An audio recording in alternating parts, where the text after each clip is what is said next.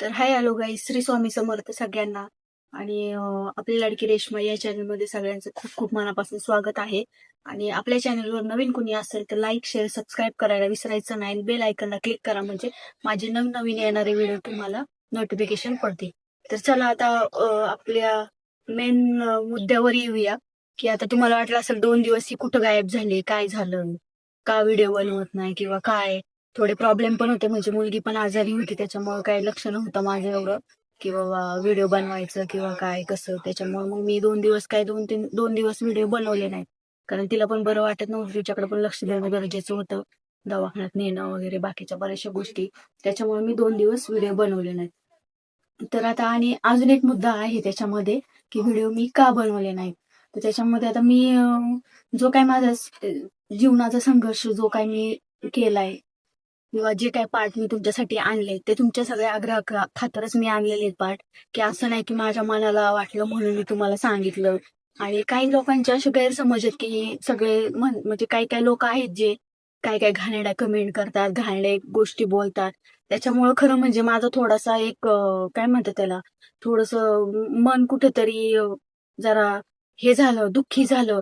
की बाबा अशी लोक पण या जगामध्ये आहेत की बाबा पुढे चालणाऱ्या त्या बाईनी जो काही संघर्ष केला, कोणतीही बाई असू, कितीही नालायक असू, कितीही कशी असू, काही जरी असली तरी आपल्या जीवनाबद्दल किंवा आपल्या चारित्र्याबद्दल खोटं कधीच कोणाला सांगू शकत नाही. किंवा आणि त्यातल्या त्या सोशल मीडियावर तर एवढं खोटं कोणीच बोलू शकत नाही. की बाबा ती काय संघर्ष करते किंवा तिने काय संघर्ष केलाय, तिने कसे दिवस काढले, मुलींना कसं सांभाळले. एकट्या बाईनी मुलींना सांभाळलं म्हणजे खूप अवघड आहे. खूप इतकं अवघड आहे ना, की ज्या पुरुष लोकांना सुद्धा मुलं सांभाळायला खूप अवघड आहे. त्यांनी पण एखाद्या, जर आता जे काय पुरुष लोक, जे काय बायका पण घाणेरड्या कमेंट करतात, आणि पुरुष लोक पण कमेंट करतात की बाबा हे असं सांगते तसं सांगते, तिचे तर फेसबुकला फोटो बघा, असं तसं. फेसबुकला फोटो जे काय आहेत माझे, ते काय असे खूप घाणेरडे किंवा काय असं काहीच नाहीये त्याच्यामध्ये. हे कॉमन आहे. आपण ज्या जगात राहतो किंवा ज्या ठिकाणी राहतो, आजकालची एक ती पद्धत आहे किंवा म्हणायला गेलं तर एक स्टाईल आहे किंवा काय पण असं. त्याच्यामध्ये वाईट काय नाहीये की मी उघडे नागडे काय काय बरेचसे काय काय लोक वेगवेगळं बोलतात. ते बरंचसं काय काय म्हणतात, ते हिचे फोटो बघा, ही काय चारित्रहीन आहे, असं तसं बरेच जणांचे कमेंट येतात मला. त्या कमेंटवर पण मला ब्लॉग घ्यायचा आहे त्यांचा, की बाबा तुम्ही जे काय कमेंट करताय ते जरा विचारपूर्वक करा. आम्ही सोशल मीडियावर काम करतो किंवा सोशल मीडिया आम्ही चालवतो म्हणजे काय आम्ही सगळी इज्जत विकून खाल्लेली आहे असं नसतं. आम्हाला पण काही इज्जत आहे, मानपान आहे, आम्हाला पण घरची आहे, बाहेरची लोक आहेत. बऱ्याच समाजाचा, सगळ्या समाजाचा विचार करावा लागतो आम्हाला सुद्धा. त्यानुसार आम्ही व्हिडिओ टाकतो. आणि त्यातल्या त्यात जे काही व्हिडिओ टाकतो ते ते टाकताना सुद्धा 10 वेळा विचार करावा लागतो की बाबा हा टाकू का नको टाकू, किंवा टाकल्यानंतर काय कमेंट येते, मला काय विचार होईल माझ्याबद्दल, लोक माझ्याबद्दल काय विचार करतील किंवा काय. आणि आम्ही पण जे काही व्हिडिओ करतो त्याच्यामध्ये पण आम्हाला वेळ आहे, मेहनत आहे. त्या गोष्टीमध्ये गाणं चूज करायचं, त्याच्यावर स्टेप करायच्या, किंवा गाणं बोलायचं म्हटलं तरी त्याला पण एक 10 वेळा ते गाणं म्हणावं लागतं, तेव्हा ते पाठांतर होतं. त्याच्यानंतर ते त्याच्यावर रील बनवायला लागतात, त्याच्यामध्ये पण 10 टेक असतात, बऱ्याचशा गोष्टी असतात त्याच्यामध्ये. तुम्हाला वाटतं तितक्या सोप्या नाही. मी मागच्या व्हिडिओमध्ये पण तुम्हाला सांगितलंय की जे घाणेरडे कमेंट करतात ना किंवा जे घाणेरडे लोक बोलतात ना, त्यांनी 2 मिनिटं फक्त स्वतःसमोर कॅमेरा धरून बोलावं. तेव्हा तुमच्यामध्ये तेवढी हिंमत आहे का? आम्ही तरी बोलतोय बाबा, ठीक आहे आम्ही लाज सोडलाय, तुम्ही म्हणताय ना, तर ठीक आहे आम्ही लाज सोडलाय. पण लाज सोडून पण बोलण्याची पण हिंमत आहे आमच्यामध्ये, तशी तुमच्यामध्ये नाहीये. हे तुमच्या बोलण्यावरनं, तुमचे जे घाणेरड्या विचारावरनं आम्हाला समजतं की तुमचे किती घाणेरडे विचार आहेत किंवा काय आहे, कसं आहे ते आम्हाला कळतं. पण मला कोणाला दोष द्यायचा नाही, कोणाला काही बोलायचं नाहीये. मला मला फक्त एवढं सांगायचे की जे काय आहे ते मी खरं सांगितले आतापर्यंतचे. आणि हे 2 दिवस मी पाठ सांगितले. मला मनामध्ये कुठेतरी दुःख वाटत होतं की बाबा, ते म्हणतात ना पुढे चालतं मागं पाय खेचतात. मग त्याच्यामुळं एक कॉन्फिडन्स असतो आपल्यामध्ये, तो थोडासा कमी झाला. माझं असं 2 दिवस तेच झालं. आणि त्यात मुलगी आजारी होती म्हणून ते जास्त लक्षच दिलं नाही मी. त्याच्यात ते जे काही कमेंट होते तुमच्या, त्या कमेंटमुळे माझ्या त्या डोक्यामध्ये तेच होतं, सारखं मनामध्ये तेच विचारायचे किंवा ठीक आहे जाऊ दे आता, नको इथून पुढे व्हिडिओ. मी काय पुढचे पार्ट आता मी काय सांगणार नाही तुम्हाला किंवा काहीच नाहीये. कारण सांगून उपयोगच नाहीये. तुम्ही जर एवढ्या घाणेरड्या विचारांचं किंवा तुम्ही घाणेरडे एवढे माझ्यावर आरोप करताय किंवा काय, ठीक आहे काही काही लोकांचं म्हणणं आहे की नाण्याला 2 बाजू असतात. तर मी त्याची बाजू तर नाही मांडू शकत, कारण जे मी काय भोगले तेच मी तुम्हाला सांगणार आहे, कारण खोटं सांगून मला काही फायदा नाही. त्याची बाजू मांडायला त्याला इथं आणावं लागेल आणि त्याला इथं आणायचं म्हणजे खूप मोठा प्रश्न आहे किंवा खूप जे काय मी 10 वर्षाचं स्ट्रगल केलंय किंवा 10 वर्ष म्हणा किंवा आतापर्यंत मी 15 वर्ष मुलगी, माझी मोठी मुलगी 16 वर्षाची, 16 वर्ष जे काय मी स्ट्रगल केले त्याच्या व्यतिरिक्त म्हणजे तो नसताना त्याच्यात तो काही 2-3 वर्ष होता बाबा माझ्या बरोबर.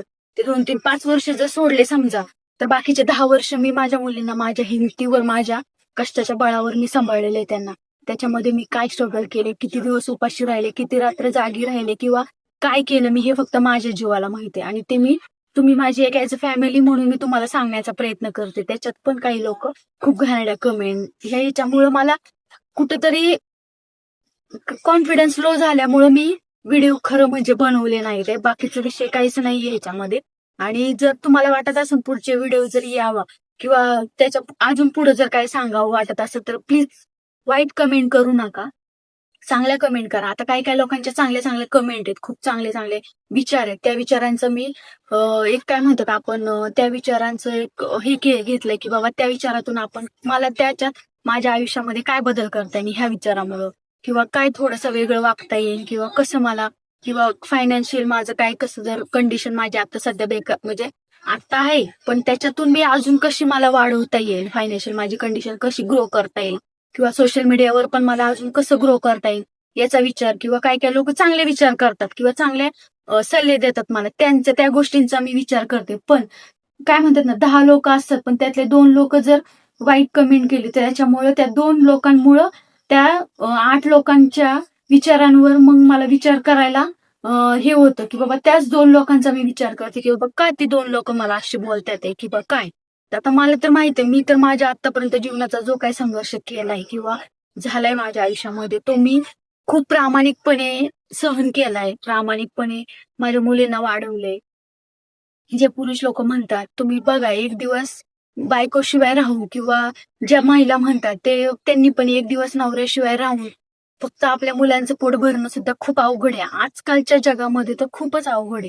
कारण 1 रुपयाची जरी वस्तू आणायची म्हटली तरी पण 10 वेळा विचार करावा लागतो. आणि मुलांनी जर 10 रुपये मागितले ते बी देताना त्यांना 10 वेळा विचार करावा, आपल्याला विचार करावा लागतो की कशी देऊ मी, हे जर 10 रुपये तिला दिले, तिने जर ते वायपट घालवले तर मला तेच पैसे 10 रुपये कुठंतरी इन्व्हेस्ट करता येईल किंवा काहीतरी त्यांच्यासाठीच खाणं पिणं काही कवायना आणता येईल.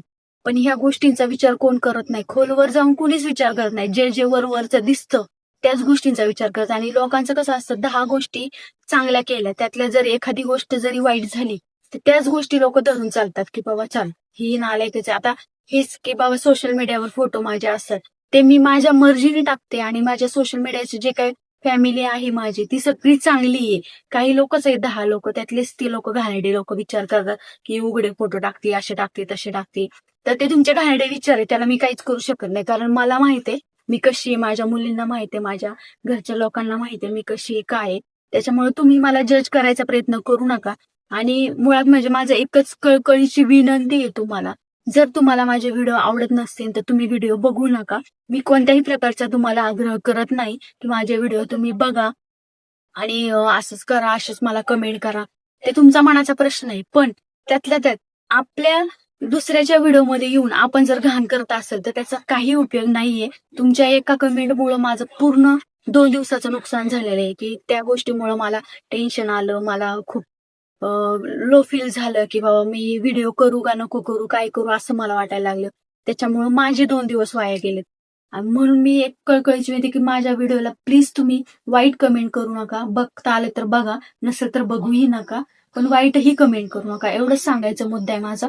आणि इथून पुढचे जर व्हिडिओ तुम्हाला ऐकायचे असतील किंवा इथून पुढे मी कोणता कंटेंट घेऊन येऊ, डेली रुटीनचे व्लॉग आणू किंवा एखादा कॉमेडी ब्लॉग आणू किंवा एखादी स्टोरी चालू करू किंवा काय, तुम्ही जे काही सजेशन द्याल मला त्याच्यातून मी एखादा पर्याय निवडून मी त्यानुसार व्हिडिओ बनवायला सुरुवात करणार आहे. माझ्या डोक्यामध्ये आहेत 2-3 विषय, पण त्यातल्या त्यात तुम्ही पण ते सांगा. मी ते आता तुम्हाला सांगितलेलेच आहे की कॉमेडी व्हिडिओ किंवा एखादी स्टोरी म्हणा किंवा घरगुती काहीतरी जे काय आम्ही दोघी तिघी जणी आहे त्याच्यामध्ये जर कॉमेडी व्हिडिओ किंवा इमोशनल व्हिडिओला वाटत असेल तुम्हाला पाहिजे असेल तर तसंही सांगा मला, कमेंट करा. मी त्यानुसार व्हिडिओ बनवायला सुरुवात करणार आहे. तर आजचा व्हिडिओ कसा वाटला कमेंटमध्ये नक्की सांगायचंय. लाईक शेअर सबस्क्राईब करायला विसरायचं नाही. प्लीज मनापासून विनंती कळकळीची की वाईट कमेंट प्लीज करू नका. जे काय आहे ते मी रिअल सांगते, खोटं काहीच नाहीये याच्यामध्ये. तर चला भेटूया आपण नेक्स्ट व्लॉग.